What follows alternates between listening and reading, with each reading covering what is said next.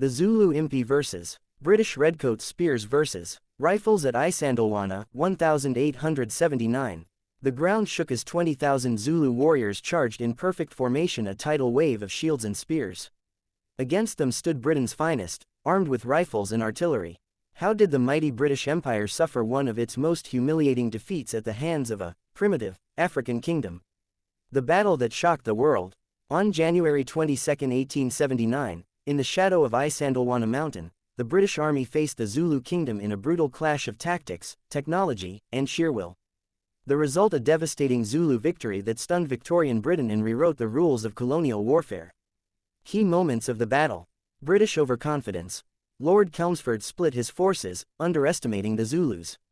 The camp at Isandlwana was poorly defended, with wagons unloggered and troops spread thin.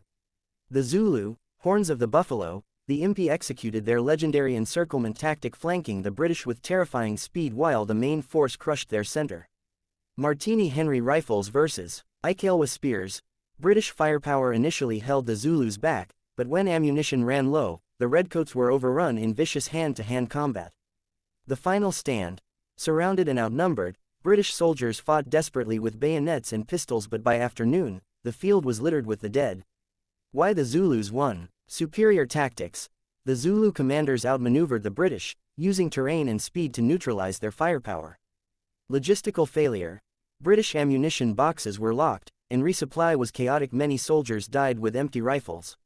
Sheer ferocity. Zulu warriors closed the distance fast, turning a ranged battle into a slaughter.